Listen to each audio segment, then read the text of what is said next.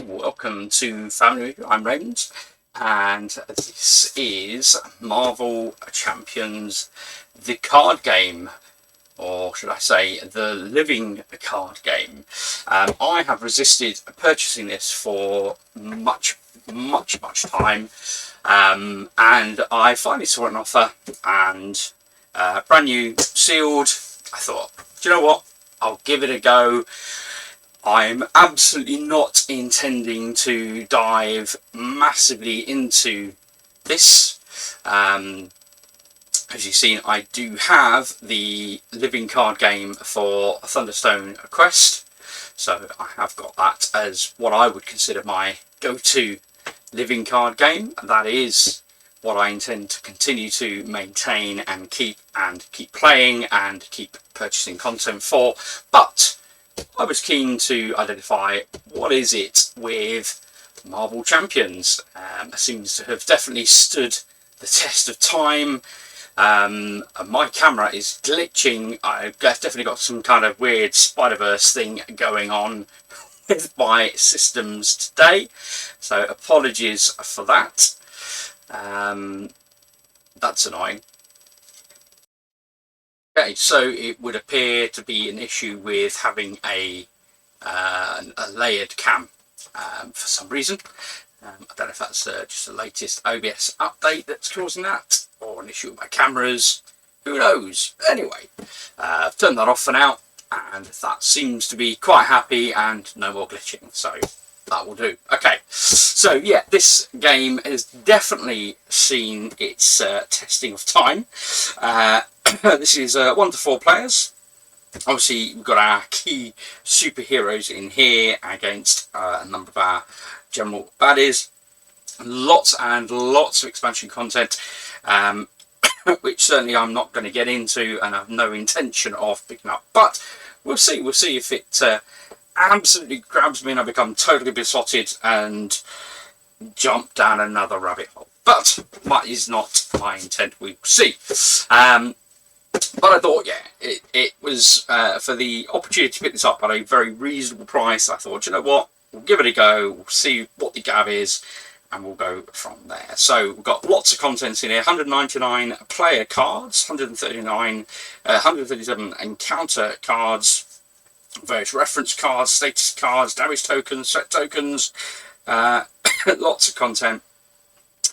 And we've got 5 heroes that we can play against, I believe 3 baddies, and no doubt in general means there'll be cascading difficulties when they're trying to fight them. I know that there definitely is Rhino as a baddie, of course, from the Spider-Verse. So we've seen Rhino feature in the Spider-Man films very briefly.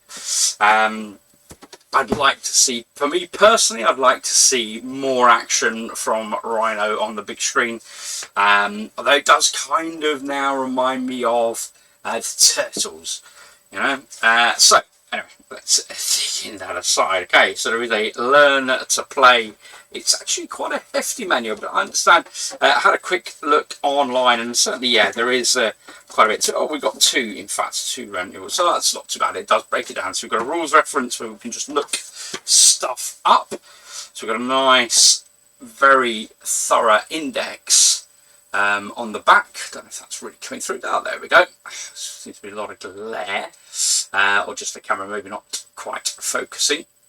So you've got quite a thorough index in there, so it gives you a full breakdown of all of the different bits and bobs, things that you've got to be looking up and referencing throughout the game. So that's really good. I love the fact that it is separate. So the actual learn to play itself then is pretty thinner. So 24 pages in all. We have got the quick reference on the back. Got credits on the back. I don't know why you would have credits on the back, but there it is. We've got a core scenario, deck customization as well, so that's a big part of this. Certainly not something I'm intended to get into for myself personally. I like to have games. Love it. I like to have games that I can just unpack and play. Deck building is it's a thing of the past for me. I used to be heavily into things like Magic the Gathering and whatnot, and for me it just takes up far too much headspace. I do not have that capacity, but for those who have that capacity, again, this is definitely a very, very good game that scratches that itch as far as I understand. So yeah, if that is your thing and you like to spend copious amounts of time planning and plotting and thinking about how can I make the perfect deck, how can I get these particular abilities and what have you, and formulate them all together and build this monstrosity to take out whoever the bad guy is, absolutely fantastic, go for it. And yeah, it is not for me. So my hope with this is that the main game straight out of the box, the core box game experience, is good enough to warrant the purchase. You can see, obviously, they give you a ridiculous amount of extra space with the intent that you're going to buy lots and lots of expansion content. There's a lot of air in here, and the main part then is these obviously cards that you're playing with. I've got some mini cards as well for specific bits and bobs that you'll encounter throughout the game. So let's dig into some of these cards and we'll see what we've got here. So we've got okay. So you don't come pre-organised into sort of particular hero decks from what I'm seeing here at a glance. So that's interesting. So definitely, even right out the box at the outset, there is a level of card sorting required. Yeah, I think these are things, so you may have abilities that sort of boost you and whatnot. So yeah, these are kind of things that you might get. So actually you've got quite a number. They're all the same front and back tough. So you've got a whole raft of tough cards. So let's just pop that down over here and get a better view of what that gives you. I don't know why the colouring is awful on that camera. You know, if you're that way inclined and you'd like to see the quality of these videos increase, please, yeah, it is not a cheap hobby. Even just buying the cameras for this front-facing camera, the one above me, you know, trying to get decent quality cameras from a colour perspective, from a yeah, that colour's atrocious. Oh, it's warming up a bit there. There you go. It's I don't know what's going on there. But yes, you get a confused sort of status effect, I'm guessing, and then similarly a stunned status effect. There we go. So the next time this character would attack, discard this status card instead. So obviously it's stunned and can't do that actual attack this particular occasion. So yeah, so you get these kind of status cards that come into play at various points throughout the game. Yeah, you can see there are quite a nice vibrant yellow and a purple, and the yellow with the green background. Not quite sure what was happening over there, but there you go. But it's nice to have the video cam. I have turned off the green screen again. That seems to be playing up at the moment. Wonders of technology, folks. Wonders of technology. Okay, we have, I'm seeing on the front here, Jennifer. Should we dig into? I'll tell you what. Let's, as the cards are the main part of this game, let's have a quick look at the tokens that we will get. So we get a whole raft of tokens. This is the first player token. So if you're in a multiplayer game, you'll pass that around the table. It is a typical turn taking, but you can potentially activate other players' abilities and cards, as far as I understand. So these are the threat tokens that all belong to the baddies. We've got our health tokens to keep track of health for both goodies and baddies. There are opportunities where the baddie may escalate, which is, I believe, what this is referencing here.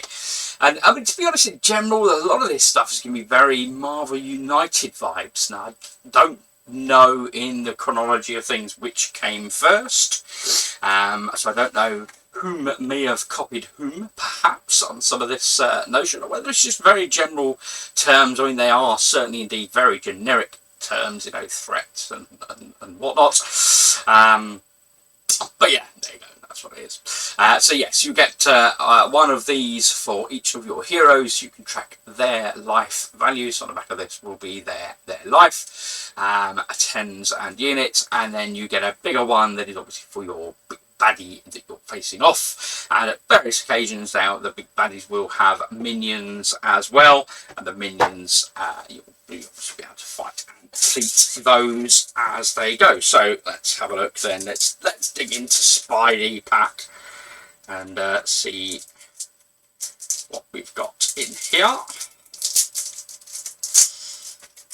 I like the fact that these are quite loosely packed, although they don't give you a nice easy way to dig into them. The fact that they're loosely packed at least means I'm not at risk of slicing my cards up as I'm trying to break into the back. So I do appreciate that. So let's have a look. So we get a here we go. So Spider-Man starter deck. Here we go. Do not open until ready to play your first game. Okay, well, I just opened it up, folks. I must be ready to play my first game. Okay, let's begin. So let's have a look. This is the Spider-Man starter deck. There we go. Yeah, guys, colour seems to have warmed up a bit now. So let's have a look on the flip side. And it will, yeah, it's weird, isn't it? The colorization on here is just all over the place. There you go. So there we go. So we get the actual hero card itself. What's it say? Aspect Curse. The Brock Basic Curse is that. And even my reading glasses, I am struggling to see that at an angle at least. Let me just pick that back up here. So yeah, I mean even here. So we've got basic cards, aspect cards, obligation cards, nemesis set. So there are opportunities where potentially you could pull in nemesis and put them into the opponents that are facing off against you. Which quite like that idea. And then the hero cards themselves. So yeah, not entirely sure. I mean, you might even have to do a level of deck building right out of the gate, which again, providing the rulebook aids you with, then I'm fine with that. Okay, so we get Peter Parker, which is the alter ego, obviously for Spider-Man. So he gives you the ability to be able to recover sort of 3 hit points, I believe, so you can regain health. As well as other abilities down here, and then in your turn you can flip over your Peter Parker and become Spider-Man, which means you can thwart the baddies, you can attack the baddies, and you can have a level of defense. But often then the baddie will have a penalty. The fact when it's their turn and you're on the hero side, they'll do more to you than if you are on your alter ego side, so you do have to bear that in mind. Obviously each side has its own particular benefits as well. So you've got your what's this little, is it like the things like spider senses going off down here in the corner like that. So yeah, so scientist resource, generate a resource, limit once per round. So when you come to playing the other cards that are in your deck, so for example, if I had this particular card, it will cost me 2 to put the Black Cat into my play area, and each of the cards in my hand have a resource indicator, and it will tell me, does it have to be an explicit resource? So add each card that are printed that particular resource discarded this way to your hand. So yeah, so where for example Peter Parker here gives you one of those resource, then that's kind of gives you an idea of how that works. So yeah, here we go. So these are the 3 resources in these corners that you get. I don't know what they are called. I will find that at some point out in the books. And then some of these cards, I believe, yep, here we go, so as an example, some of these cards will have multiple resources that make it easier to play other cards. So yeah, it's kind of in essence how that works. So yeah, so I had a quick look at the general sort of gameplay of it, and yeah, I mean, there's definitely a level of complexity to it, I would say. There are aspects where you're going to have to pause and think and try and work out what exactly is it that I want to be doing. How do I build an engine at the outset? How do I use these cards to build an engine? So yeah, so I don't know. I'm hoping that kind of is Spider-Man's deck. Certainly they seem to be very much of that ilk. So we've got Vulture, Vulture's plans. These there. That is, don't know. So yeah, I'll dig into what you actually gain and glean from these. Again, it's a bit weird, they don't seem to kind of give you dividers in here. They've obviously got markers in here to indicate you would get dividers, but they are not included. Whether the health tracker maybe fits nicely in there perhaps to make a divider, would that work? So every time you buy a hero you get a unique health tracker for that hero, although they certainly didn't appear unique in my humble opinion. You can see they are all the same, so there's not like a health tracker for Spider-Man that is different to a health tracker for She-Hulk, for example. Again, appreciate that would be additional design cost, right? So, and I would presume you don't get an additional tracker every time you buy a hero deck. So there you go. So there you get your numbers. On the flip side, that will feature come up as these go. But yeah, that definitely does not form a divider. So I would assume you have to come up your own devices for dividers. But yeah, so you just punch those out. Seeing as I'm here now doing this, so I'll punch those out and you'll get, and I presume they're all exactly the same, 1 and 2 per hero board. There we go, and they sit behind there, and you can keep track of your tens and units. We've all seen it before. We did this obviously with Gloomhaven. It was probably the first time I experienced it in a game. So let's have a look at. And it's weird, right? For me, anyway. We've got then a Rhino starter deck, and again, I'm thinking, is this? I mean, Rhino is always a bad guy, right? I don't know of a scenario where Rhino is a good guy, so I'm guessing this is sort of the recommended baddie that you face off against in the first instance, your first game, and then I would guess maybe Captain Marvel as a second player deck. So you've got your first player being Spider-Man, your second player being Captain Marvel, perhaps. I don't know, but maybe that's the notion of what they've put together for you out of the box to help you get going and get started. In addition to that, then we've got in some of the other packs of cards, and we've got player phase reference cards. I always appreciate having reference cards.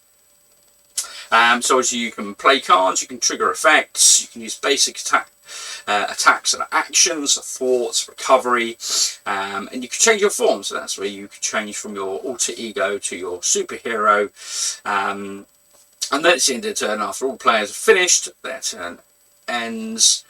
Discard a number of cards, and you draw back up to your hand side, and you ready each of your exhausted cards. So there's a number of cards that have the sort of the classic what I would consider, again, sort of Magic the Gathering sort of tap facility. So you tap the card to say I've used it, and then at the end of your turn it becomes untapped and you can use it again.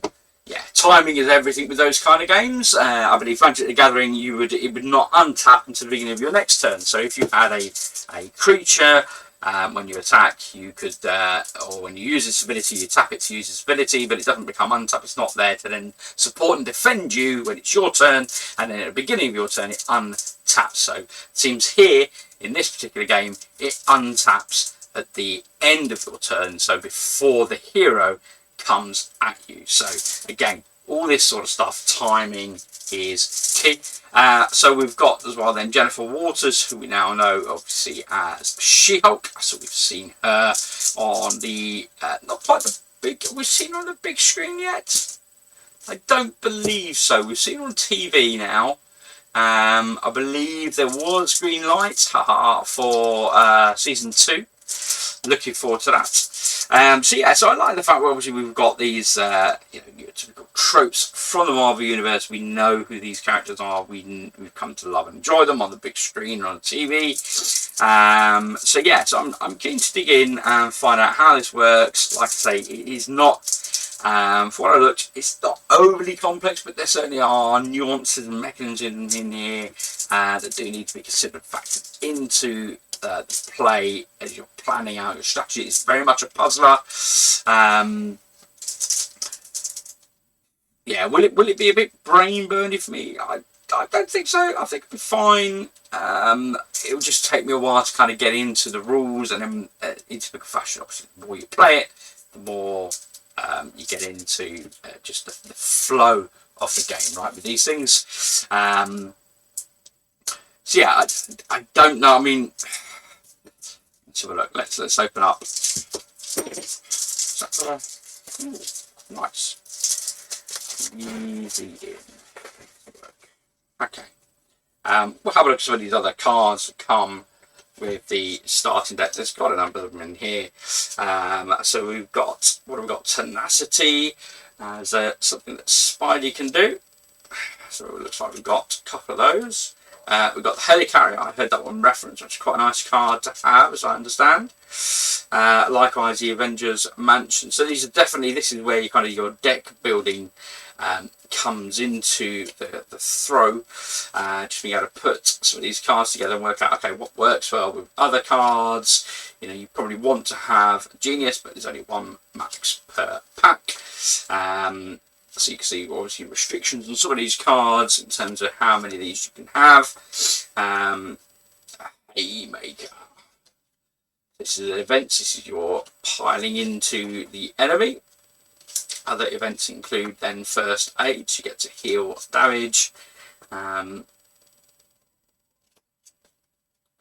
yeah, you get to see. So definitely looks like there's pretty much most of these cards out of the deck. So again, great for a 2-player game. Then you've got everything you need to get yourselves up and running. If you were buying this for a 4-player, I'm guessing ideally you probably want to have 2 of these boxes. And again, I don't know, I saw this again with Final Fantasy and their living card game Arkham. It's not Arkham Horror. I'm trying to think what it's called. But yeah, it was what the flipping heck was it called? Because it wasn't Arkham Horror, because that's a board game. You'll play a board and you're playing around the board.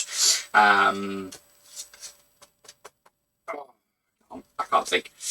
Anyway, yeah, I found that the general advice was you would buy 2 of the basic core boxes in the first instance to kind of get you going. One wasn't really sufficient to best experience the game out of the box.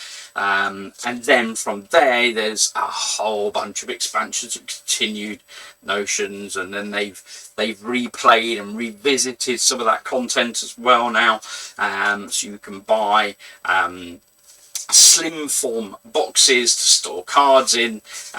Yeah, again, I love the idea. I did purchase it at some point and did have a few games of it.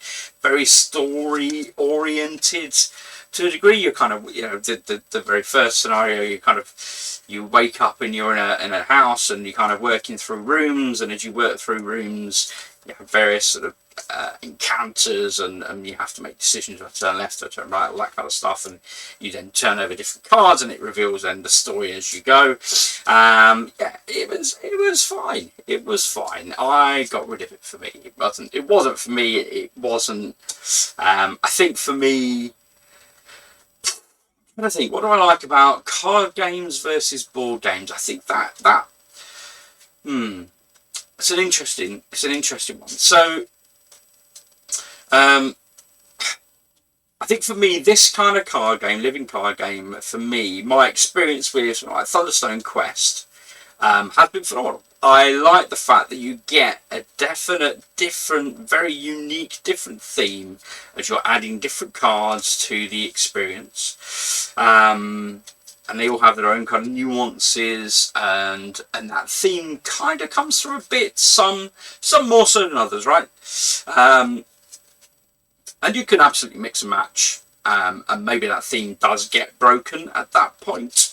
But I like the fact that there is now a board aspect to Thunderstone Quest. You're playing around, that you have decisions in terms of going to the marketplace, going to the dungeon, and the cards are very much gearing and driving you towards what your options and capabilities are, and so you're having to manage your deck that you're building based on what you're wanting to do now as well as what you're wanting to do in the future.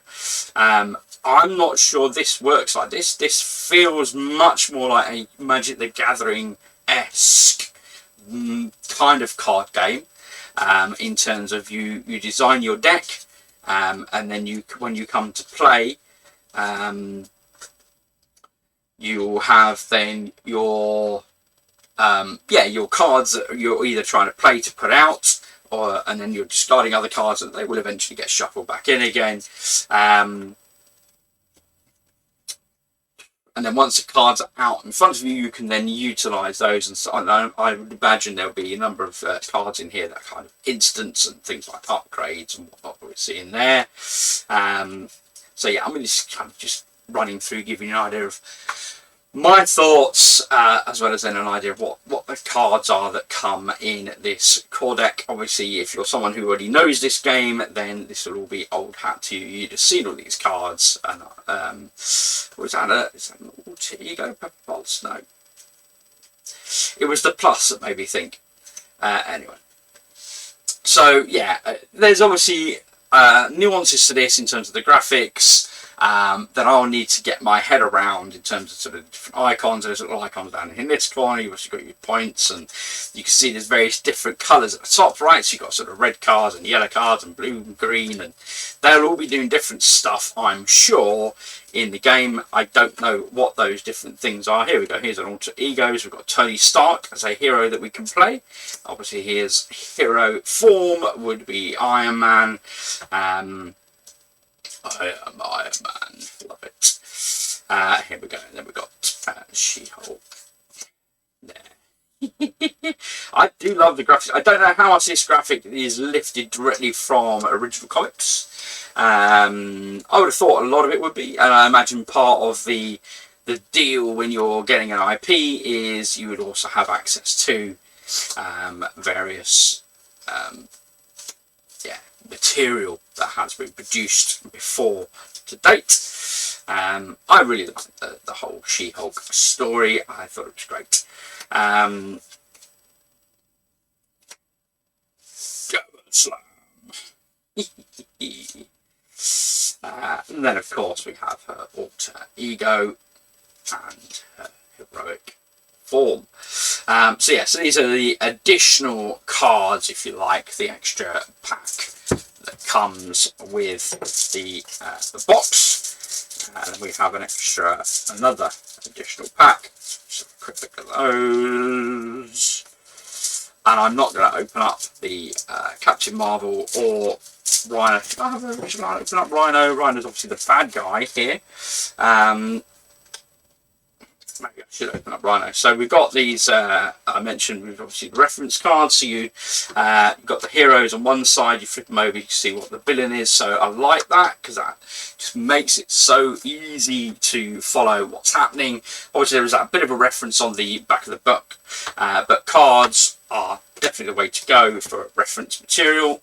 And we've got, yeah, lots of, I love the graphics. I love that. Lots of those. Modok. Fantastic. Maybe he's one of the other big baddies that you can face off against. Hydra Soldier stuff makes me think maybe Red Skull is another one of the baddies. Legions of Hydra.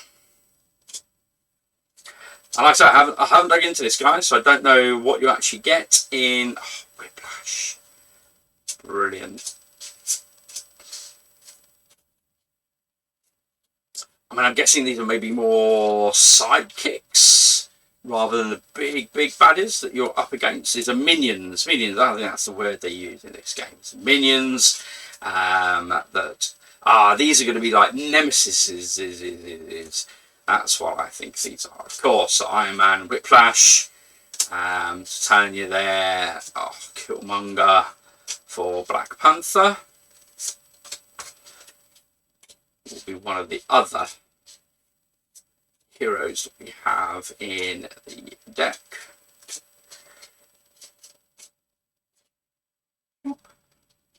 Visible AI.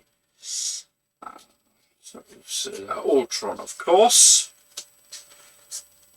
There we go. Rage of Ultron. I love the Marvel theme. I absolutely love the Marvel theme. I know there's a lot of people out there right now saying, "Oh, it's superheroes been done to death. It's boring now." I don't know. For me, that's not going away anytime soon. You know, I grew up watching, Superman films, of course, Christopher Reeves. I did attend at Black Park, my home stomping ground, to watch one of the scenes from Superman 3 with Christopher Reeves being filmed, and I have got a photograph of me getting Christopher Reeves' signature. I got the day out of nursery. It was a very exciting day, I have to remember that. Vaguely. So yeah, it was great. I know my mum was very disappointed because Christopher Reeves wouldn't take off his robe. He came out of his trailer, he had his robe on, ready to film, and he wouldn't take off his robe for me to stand next to Superman. So I got to stand next to Christopher Reeves with his robe on. But there you go. That's yeah, it is what it is. But yeah, I thought it was great. It was great experience, and I have his signature. So that was back in the day, and then before that, I can remember watching ridiculously dodgy Spider-Man films, and they were literally like T-strainers over the freaking eyes. Was the level of the quality of Spider-Man's suit. You know, no CGI, didn't exist, wasn't a thing. When Spider-Man shot a web over the enemies, they would literally, it would cut from Spider-Man putting out his hands to then the scene of these villains having a rope net thrown over them to indicate, Spider-Man shot his web. You know, and it really was the classic of, you know, Spider-Man crawling up the side of a building was a camera on its side. Great fun. You know, you wouldn't do this stuff today. That's the reality of it. But you know, that was the thing. You know, it was what it was, and I loved it. It was great fun watching those as a kid. I can remember them. And of course, then you had on the DC side of stuff, you obviously had the Batman TV shows. Yeah, they were fab. I loved all that. Right, absolute cheeserino. Yeah, that was what it was back then. Total geek cheese. You know, they were trying to do this stuff. They had no budget. They had no CGI. That stuff didn't exist. They did what they could. I loved it.